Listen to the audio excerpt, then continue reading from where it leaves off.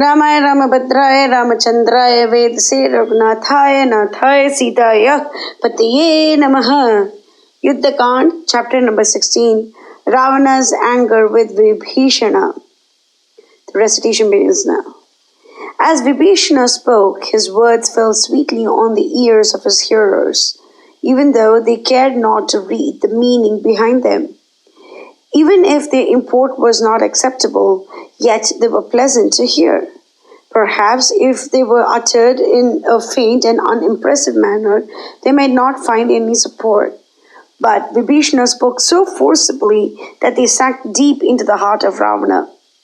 They not only fell sweet on the ear, but offered remedy for the great danger that hung over his head, and they subserved his highest interests.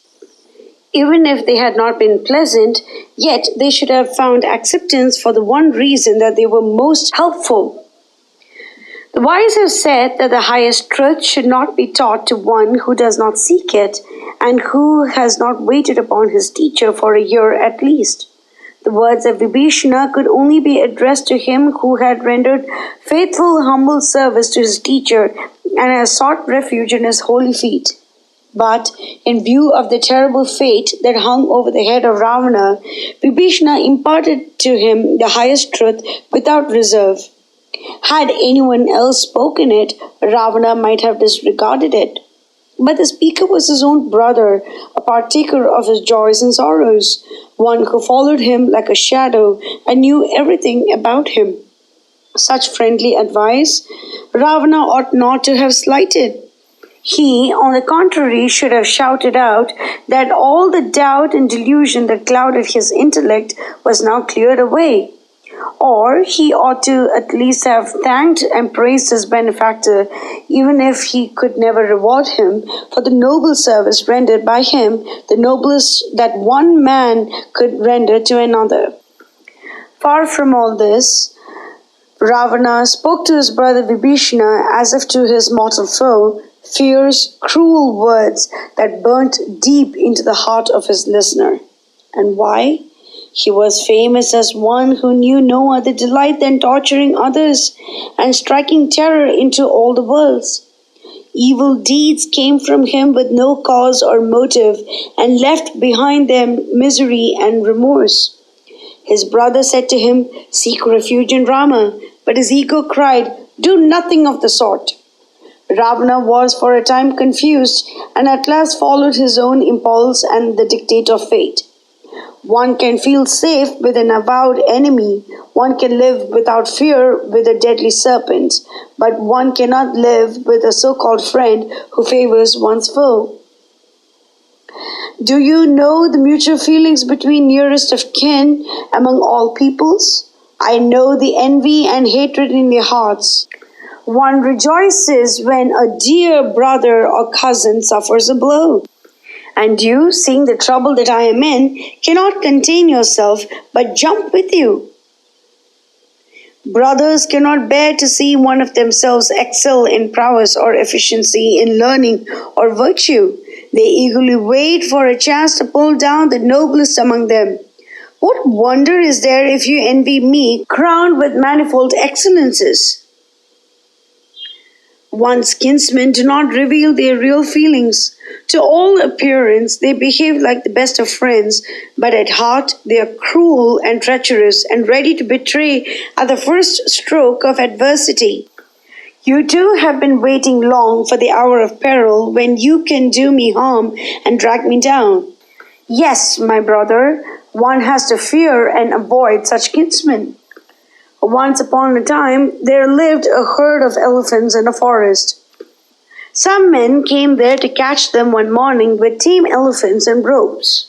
Seeing them, the wild elephants said to themselves, "Alas, we need not dread fire or lethal weapons.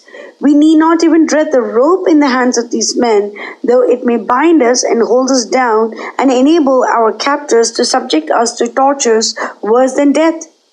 Our worst foes, whom we should dread most, are these our kinfolk, who are cruelly prepared to advance themselves by betraying us.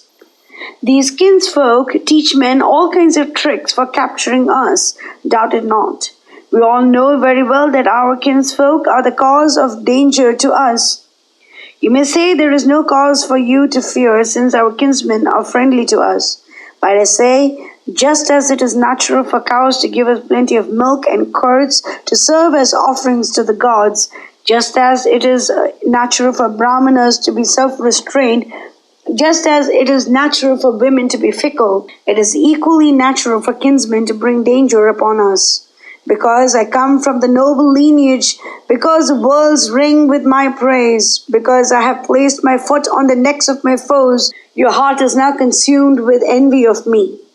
You may say, I have been with you since the time of my birth, and would I prove false to you? I answer, does the water drop cling to the lotus leaf? Even so, a traitor may stay long with us and yet have no attachment to us. You may say, I owe everything to you, and would I seek to do you evil?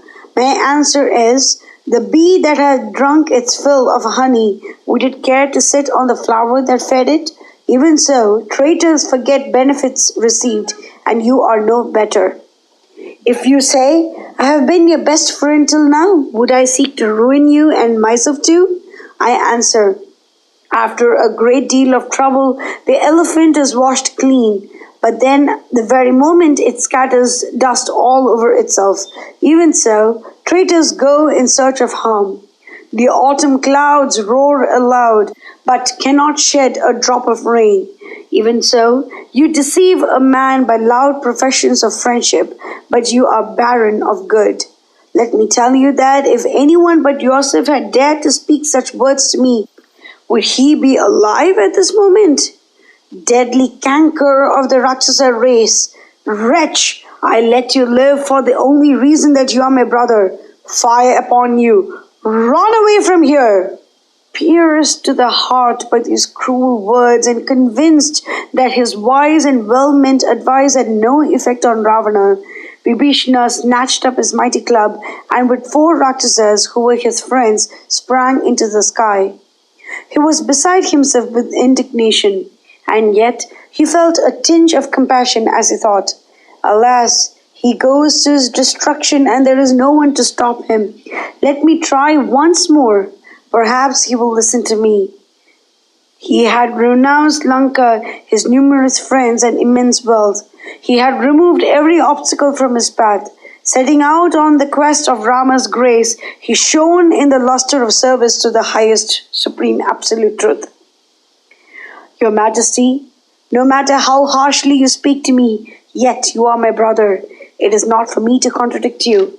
You may speak what you please. You may say, why do you go away if you cannot render fit reply? Why don't you put with your lot? Now you are my elder. You are, as it were, my father, an object of reverence. But your feet have strayed from the path of right. Your words are false. I cannot endure your cruel words. My advice was just and true and in your highest interest. But those deluded by ignorance and caught in the current of time and fate, they cannot listen to good counsel. It is easy to find anywhere in the world those who speak sweet words and also those that lend their ears to them.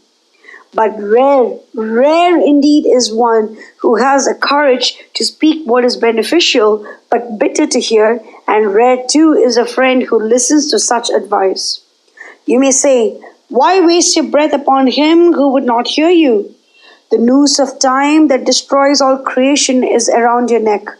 And how can I be indifferent to your plight? When one's house is on fire, how sad is one's heart as one leaves it? I cannot stay to see my brother done to death by Rama's arrows, decked with gold and blazing like flames. The ocean billows wear away slowly but surely the sandbanks in their path. Even so, the noose of time slowly strangles and destroys the mightiest heroes and veterans. So, do not delude yourself with fond hope. Danger can never come to me. Pray, pardon my blunt words spoken solely in your interest. You are my elder, and it is up to me to find a way anyhow, at any cost, to save you and this Lanka and these Rakshasas. May all good be with you. I go away from you. May I hope that you will be glad and at peace now that you will no more be troubled by my presence. I did my very best to turn you away from unrighteousness and to serve you for your good, but you will not listen to me. Those to whom death draws near do not accept the good advice of their best friends. Mangalam Kushlendraya Mahaniya Kunapte Chakravarti Dhanurjaya Sarvabhaumaya Mangalam.